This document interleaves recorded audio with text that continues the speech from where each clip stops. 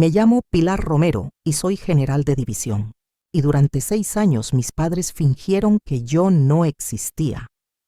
Entonces un día llegó una invitación de boda. Cartulina gruesa con el escudo familiar grabado en oro. Sin un querida, sin un con cariño. Solo una línea impresa en una tipografía precisa, general de división Pilar Romero. Ni hija ni hermana, solo el rango, solo el título. Dentro una nota manuscrita. No un saludo, no una bienvenida. Solo una palabra: compórtate. Se sentía en mi mano como un desafío.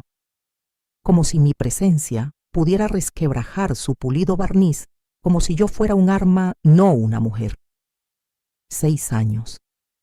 Ese era el tiempo que había pasado desde la última vez que oí la voz de mi madre en algo que no fuera un vídeo que alguien reenvió por error, o un fragmento de sonido de alguna gala benéfica local donde ella fingía no tener 2 hijas. Ni llamadas, ni visitas, ni siquiera cuando me evacuaron de Mali con una conmoción cerebral y una pérdida parcial de audición. Y ahora, de repente, me invitaban a ser testigo de la unión cuidadosamente coreografiada de mi hermana pequeña, Sofía, la hija que conservaron, y un hombre al que nunca había conocido, o eso creía. El papel olía a lavanda y a control. El sobre estaba sellado con lacre y llevaba nuestro escudo familiar como si el legado fuera suficiente para borrar el silencio. Lo sostuve sobre la papelera durante mucho tiempo, pero no lo dejé caer, porque algo en mí, algo que creía acallado hacía mucho, se removió. No era ira, no era venganza, era algo más frío, una incredulidad silenciosa y dolorosa. Aún recordaban cómo se escribía mi nombre. No fui porque les echara de menos. No fui porque necesitara cerrar una etapa. Fui porque después de todo lo que habían hecho para borrarme, todavía tenían la audacia de enviar una invitación, y quería que vieran que no había desaparecido. No por accidente, sino por elección. El sobre permaneció en mi escritorio durante 3 días antes de que volviera para abrirlo. No era que no supiera qué hacer. Era que lo sabía, y el peso de esa certeza se asentó en mi pecho como grava. Fuera el cielo sobre la base aérea de Getafe se tiñó de un plateado opaco, con nubes que se arrastraban por la mañana como lamentos cansados. Estaba de pie junto a la ventana, con el uniforme completo, y el café enfriándose en la mano, observando a una unidad de cadetes pasar a paso ligero por el patio de armas. Su cadencia resonaba en el asfalto, nítida, ambiciosa, ruidosa. Me recordaban a quien yo solía ser ansiosa, por demostrar mi valía, ansiosa por pertenecer. Mi ayudante, la teniente Lucía Navarro, llamó una vez y entró sin esperar. Era así, directa, pero con un buen corazón. Miró el sobre que aún estaba en la esquina de mi escritorio. ¿Va a ir? No respondí de inmediato, solo volví a mirar las letras nítidas. General de división Pilar Romero. Tan estéril, tan deliberado. No es una invitación, dije finalmente. Es una acotación escénica. Lucía no discutió. Rara vez lo hacía. Simplemente asintió levemente sus ojos, escrutando mi rostro como si supiera que era mejor no presionar. Tiene una ventana de 72 horas, mi general, dijo en voz baja. Si la quiere. Asentí. Resérvalo. Salió de la habitación sin decir una palabra más. Me quedé mirándola y luego dejé escapar un lento suspiro que no me había dado cuenta de que estaba conteniendo. No iba a casa. No de verdad. Aquel lugar dejó de ser mío en el momento en que el ataúd de mi abuelo desfiló por el pasillo de la iglesia y no quedó un asiento para mí en primera fila. Permanecí de pie durante todo el funeral con mi uniforme de gala 6 filas más atrás, detrás de unos primos segundos a los que no había visto desde el instituto. Nadie se giró. Nadie pronunció mi nombre, pero vieron las estrellas en mis sombreras. Sé que las vieron. Eso es lo que tiene la vergüenza cuando se sirve con suficiente azúcar, la gente la confunde con la tradición. Mientras preparaba mi bolsa de viaje, metí mi uniforme de gala en un portatrajes aparte. No por orgullo, ni siquiera por necesidad, sino porque sabía el efecto que ese uniforme tenía en gente como ellos, gente que me prefería pequeña, silenciosa, olvidable. No volvía buscando una reconciliación. No esperaba un milagro. Iba porque finalmente me había ganado el derecho a estar en una habitación que una vez intentó borrarme y no inmutarme. Y esta vez no sería yo quien contuviera la respiración. La urbanización de las afueras de Madrid tenía exactamente el mismo aspecto que recordaba como una postal que alguien olvidó personalizar. Setos recortados, vallas blancas, una calma sin viento incolora. Era el tipo de perfección que se sentía ensayada. Aparqué al otro lado de la calle de la casa en la que había crecido.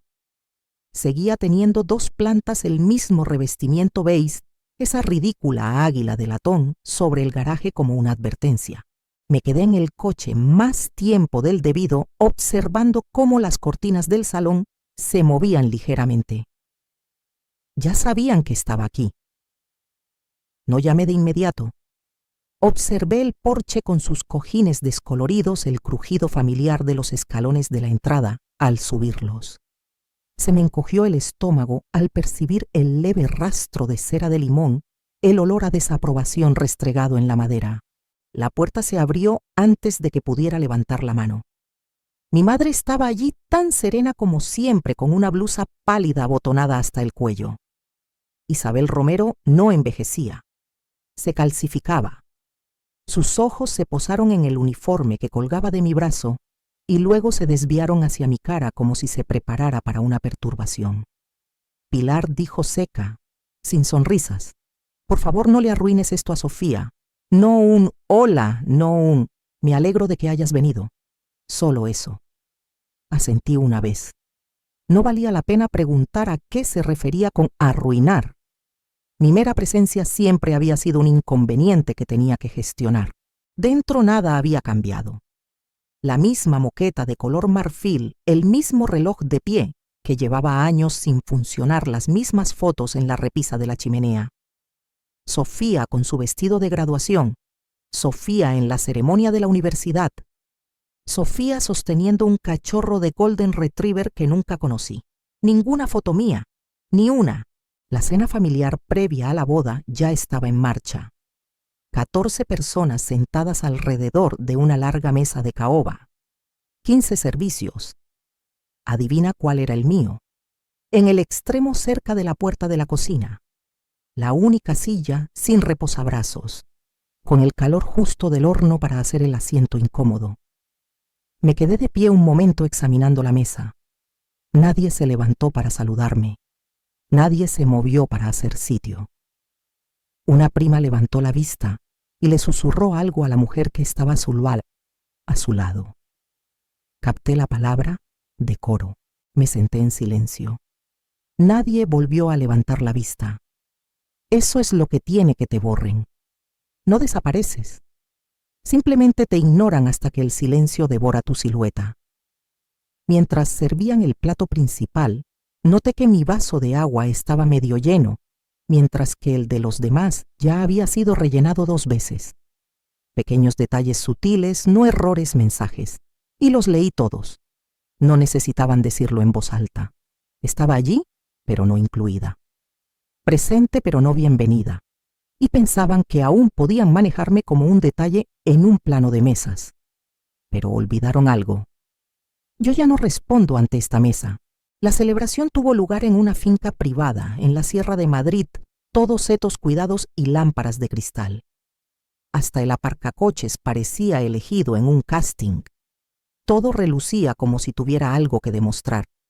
Llegué puntualmente con mi uniforme de gala. No para montar una escena, sino para asegurarme de que no hubiera excusa para fingir que no había venido. Dentro me acerqué al tablón con la distribución de las mesas. Nombres grabados en caligrafía dorada sobre un caballete envuelto en cinta blanca. Repasé la lista pasando por los novios. Mesa 1, padres de la novia. Mesa 2, y así sucesivamente. Y allí estaba. Romero. Mesa 13. Sin rango, sin nombre completo, solo una solitaria inicial metida en la parte inferior junto a las palabras salida del catering. Cuando llegué a mi mesa, el servicio era impecable excepto por una cosa. La servilleta doblada en mi plato era de un blanco roto. Las de todos los demás de un marfil puro. No era un error. Era una señal. Me senté. Nadie hizo sitio. Nadie levantó la vista. Al otro lado del salón, Sofía estaba radiante con un vestido de seda, su sonrisa de foto fija como el cristal. Se movía entre los invitados como una política elegante, cuidada e intocable. Cuando pasó por mi mesa, se detuvo lo justo para soltar su frase. Le dije al organizador que no lo hiciera parecer demasiado militar por tu lado. No esperó una respuesta. Yo no se la ofrecí. La cena avanzó como un desfile de amabilidades. Sopa fría, lubina, sorbete para limpiar el paladar. En un momento dado, un camarero se saltó mi turno de postre por accidente. Solo regresó después de que mi café intacto llamara la atención. Por supuesto se disculpó. Por supuesto susurró. Pero yo conocía la coreografía. Cuando empezaron los brindis, mi padre se levantó el primero. Habló del legado de guía, de cómo Sofía siempre había sido una luz en sus vidas. Mi madre le siguió con una copa de cava en alto. Por la elegancia, dijo, y la lealtad. Sus ojos nunca se desviaron hacia mí. Entonces Sofía cogió el micrófono. Copa de champán en mano, su vestido brillando bajo las luces. Esbozó una sonrisa que podría vender mentiras al por mayor. Y pensar, dijo alegremente, que hasta mi hermana mayor ha venido volando desde donde sea que esté destinada, vigilando puertas o algo así estos días. Risas no educadas, no incómodas. Fueron fuertes, plenas, indoloras para ellos. Entonces mi madre añadió con la voz afilada y dulce como una cuchilla: será la vergüenza de la familia, pero al menos es puntual. Más risas, tintineo de copas. No me inmuté. No fruncí el ceño. Simplemente me levanté, alcé mi copa intacta y dije clara y tranquila: la gente a la que protejo tiene un rango superior al de todos en esta sala. El silencio cayó como un telón. No porque estuvieran avergonzados, sino porque por primera vez no estaban seguros de dónde colocarme. Todavía estaba de pie cuando le vi. Al otro lado del salón, justo detrás de un grupo de amigos de la universidad y tías sonrojadas por el vino, estaba el novio, el capitán Elías Vargas. No se había reído, no había chocado su copa. Solo había estado observando. Nuestras miradas se cruzaron, su mandíbula se tensó. Un lento suspiro se le escapó como una decisión que se asienta. Entonces avanzó. Pasó junto a los primos que susurraban en sus servilletas. Pasó junto a los vecinos jubilados y amigos de la familia que no reconocí. Pasó junto a mi madre, que se inclinó hacia adelante, siseando algo afilado que él no escuchó. Pasó junto a Sofía, cuya sonrisa vaciló a medio sorbo. Se detuvo a un paso de mí, no lo suficientemente cerca para ser casual, no lo suficientemente lejos para escapar del peso de lo que venía después. Se irguió con los hombros rectos, sus botas silenciosas sobre el suelo pulido, y entonces hizo el saludo militar, firme, con el brazo extendido, reglamentario y perfecto. El aire se detuvo. En algún lugar un tenedor tintineó contra un plato. Nadie se movió. Esta es la general de división Pilar Romero, dijo con voz firme y lo suficientemente alta como para cortar el cristal. Es mi oficial al mando. Por favor, disculpen a mi esposa. Hubo un jadeo no fuerte pero colectivo, como una onda de aire absorbido hacia atrás. A Sofía se le cayó la copa. Golpeó el suelo y rodó intacta, pero ella no lo estaba. Le temblaban las manos. Sus labios se separaron en estado de shock, pero no salieron palabras. Mi madre se levantó tan bruscamente que su silla volcó hacia atrás. Nadie la ayudó a levantarse. Y entonces, desde la esquina más alejada del salón, un hombre de uniforme mayor retirado se puso de pie. El coronel Ibáñez. Hacía años que no lo veía. Levantó la mano en un saludo silencioso. Luego le siguió otro. El general Soler.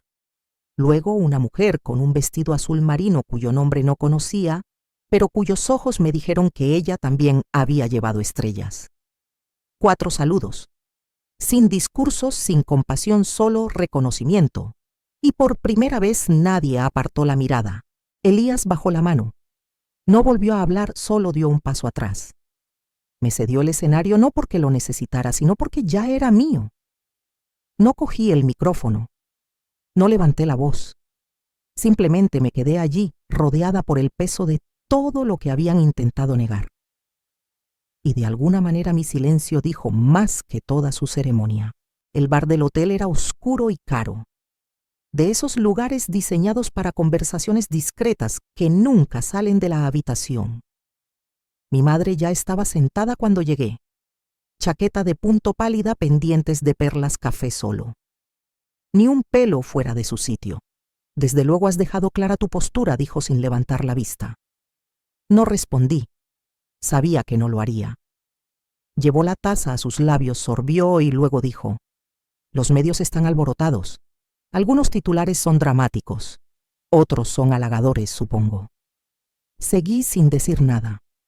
No estaba preparada para lo que pasó, continuó. Sofía no lo estaba. Tu padre tampoco lo habría estado. Me recliné en la silla con los brazos cruzados. Sofía se desmayó. Tiene cierta sensibilidad. A la verdad, su taza golpeó el plato con más fuerza de la necesaria. No he venido a pelear. Entonces, ¿por qué has venido? Él la dudó. Por primera vez su mirada vaciló. Pensé que tal vez podrías emitir un comunicado algo neutral aclarando que malinterpretamos tu papel. Dejé que el silencio se extendiera entre nosotras como hielo resquebrajándose bajo el peso. Entonces saqué un documento de mi portafolios de cuero. Lo puse sobre la mesa entre las dos. Ella no lo tocó, solo lo miró fijamente. Esto se presentó hace 7 años, dije. Un soplo anónimo a la Junta de Ética del Ministerio de Defensa. Alegaciones de informes de combate falsificados, afirmaciones de que era inestable ascendida por motivos políticos. Retrasó mi primera estrella. Su expresión no cambió. Llevaba años preparándose para este momento. Eso podría haber venido de cualquiera, dijo con calma. Eres una figura pública. Deslicé la segunda página hacia adelante. Análisis lingüístico, nivel militar, patrón estructura de frases, redacción, coincidencia del 96% con Sofía Romero, coincidencia secundaria, contigo. Sus dedos se crisparon una sola vez y luego se calmaron. Ella lo envió, dije, pero tú le diste las palabras, el acceso, el tono. Aún así no lo negó. No solo me ignorasteis, continué, me saboteasteis, silenciosa, elegante y eficientemente. Su boca se abrió y se volvió a cerrar. Finalmente su voz bajó de tono. Tomé decisiones, susurró, y pagué por ellas. No dije, no pagaste, simplemente dejaste de llamar. Apartó la mirada. Las comisuras de sus labios temblaron, pero no asomaron lágrimas. Estaba intentando proteger el nombre de la familia. No la corregí. Estabas intentando proteger el protagonismo de Sofía. Ella no tenía que ganar. Solo era necesario que yo desapareciera. Sus manos se cerraron alrededor de la taza de café vacía. Nunca quise perderte. No me perdiste, dije. Me borraste. Y luego me culpaste por haberme ido. Extendió la mano sobre la mesa, sus dedos flotando a milímetros de los míos, pero nunca llegaron a tocarme. Dejé España 2 semanas después, no con vergüenza, no con ira, sino con una claridad tan nítida que se sentía como respirar después de ahogarse. El ejército me ofreció un puesto de presidenta en la nueva Junta Asesora de Ética Conjunta, un papel que resultaba casi cómico por la ironía. Era el mismo sistema que una vez retrasó mi primera estrella, basándose en una mentira nacida en mi propia casa. Lo rechacé. No ofrecí ninguna explicación. En su lugar presenté mis papeles de jubilación en silencio y volé a Italia con un billete de solo ida. La casita que alquilé se aferraba a los acantilados cerca de Ravelo, donde el mar se extendía como una promesa tranquila y el aire olía a sal, limón y tomillo. Sin saludos militares, sin reuniones informativas, sin cenas llenas de tintineos de copas y sonrisas afiladas. Solo olivos, una luz de lienzo y una pequeña cafetera que siseaba cada mañana, como si intentara susurrarme de vuelta a la vida. El vídeo de la boda se hizo viral. Más de 4 millones de visitas en 48 horas. El pie de foto decía: se burlaron de ella hasta que su rango silenció la sala. No lo compartí, no comenté, no di explicaciones, porque ya no era mío. El reconocimiento es ruidoso cuando finalmente llega, pero también es extrañamente irrelevante cuando ya no lo necesitas. Invertí mi energía en algo diferente. Una fundación, Fundación Amparo Discreta fuera del radar, creada para militares cuyas carreras habían sido saboteadas en silencio no por enemigos de uniforme, sino por cónyuges hermanos padres, aquellos que sabían dónde apuntar para que no dejara moratones. No prometíamos venganza, ofrecíamos claridad, porque algunas batallas no llevan uniforme, algunas tienen lugar en mesas de cocina, en bodas, en bandejas de entrada vacías, en los cumpleaños. La ironía nunca me abandonó. Las personas que más se esforzaron por borrarme fueron las que acabaron haciéndome inolvidable. Una tarde un niño del pueblo subió corriendo la colina con una hogaza de pan y un perro mordisqueándole los talones. Se detuvo en la terraza jadeando y preguntó en un inglés vacilante: ¿de verdad eras generala? Sonreí. Él sonrió, también. Asintió como si tuviera todo el sentido del mundo y se fue corriendo descalzo, dejando migas a su paso. Me quedé allí un buen rato viendo cómo la costa se desvanecía en el crepúsculo, el viento levantando mechones de pelo que ya no me recogía. Por primera vez en años, el silencio no dolía. Me acogía no como un castigo, sino como la prueba de que había sobrevivido a un tipo de guerra por la que nadie recibe medallas. Pasaron los meses. Llegaron cartas, algunas de personas de las que no había sabido nada en años, otras de extraños que habían visto el vídeo de la boda y habían visto pedazos de sí mismos en el silencio que nunca rompí. Una carta llegó con la letra de mi madre. Reconocí el bucle de su I antes de abrirla.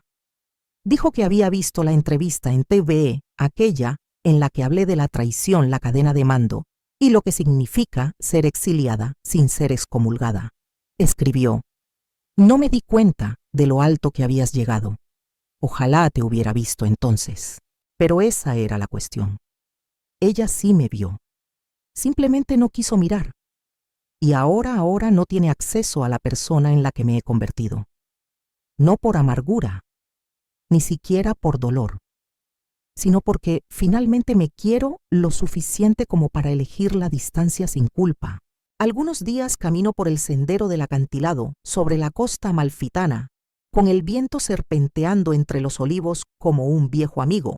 Otros días esbozo planes para una nueva iniciativa de recuperación de traumas para jóvenes veteranos que cargan con heridas que ninguna resonancia magnética puede detectar. Ya no llevo mi uniforme, no lo necesito. Cumplió su propósito. Me ayudó a superar el campo de batalla, pero el exilio, mi familia me enseñó eso y he hecho las paces con ello. Esta mañana una niña del pueblo me trajo una lata de anchoas envuelta en una cinta. Me preguntó si echaba de menos España. Le dije la verdad. No echo de menos ser invisible. Sonrió como si lo entendiera. Y tal vez lo hizo. Porque algunos de nosotros no nos vamos para herir a nadie. Nos vamos porque finalmente entendemos la diferencia entre estar en silencio y ser silenciado. Y hemos aprendido a elegir el silencio que sana, no el que esconde.